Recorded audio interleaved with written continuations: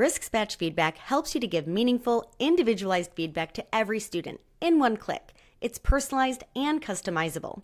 With Batch Feedback Insights, you can step back and see what all the feedback tells you about your class as a whole. Let's take a look.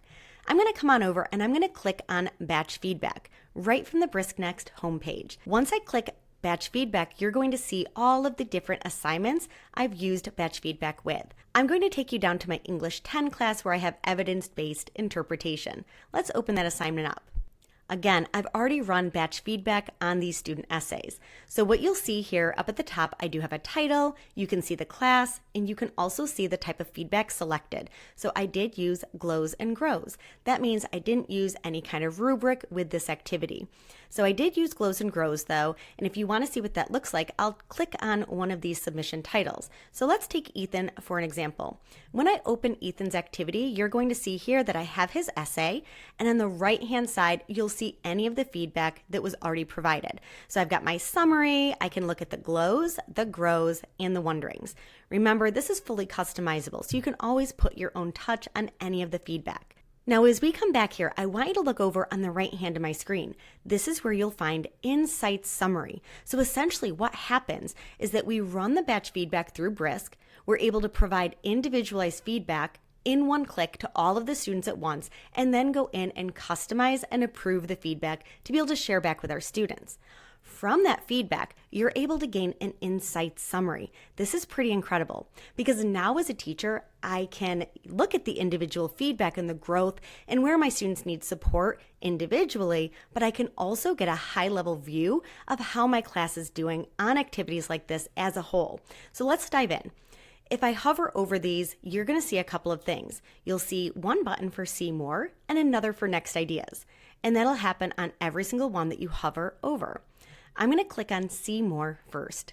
Now we'll be able to dive into these insights a little further. You'll be able to see all of the different strengths and what needs work across your class of students.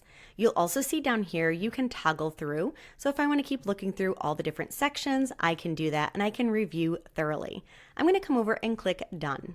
Now let's take a look at that Next Ideas button. I'm going to come on over and I'm going to click Next Ideas. Once I do, Brisk is going to take me to the home page of Brisk Next. What's happening here is that Brisk is considering all of the insights from the feedback that Brisk has already provided to my students. It's taking those insights and now it's considering, what do my students need next? You'll see right at my fingertips, if I scroll through here, I now have guided notes, an exemplar, even a podcast. I have all kinds of different activities in here that I can share back with my students. If you'd like to refine what Brisk Next generated, you can come on over here and use the Brisk Next chat. We're back in the homepage of Brisk Next, and we're going to go back to batch feedback again. This time I'm going to show you an example of an activity that used the rubric criteria in order to provide feedback. So that's this activity here. So I'm going to click on this one and open it up. This is an example of Brisk's batch feedback using rubric criteria. What that means is that when I ran the batch feedback on these student essays, I also attached a rubric. So now Brisk is providing feedback based on the rubric provided. Let's come on back to Ethan's essay. When I open this up, you're going to see a couple of things. You'll see the rubric criteria as feedback selected, and now when I look down the right-hand side, I'll be able to see that all of this feedback is aligned with the rubric. You'll also see the rubric right here as well.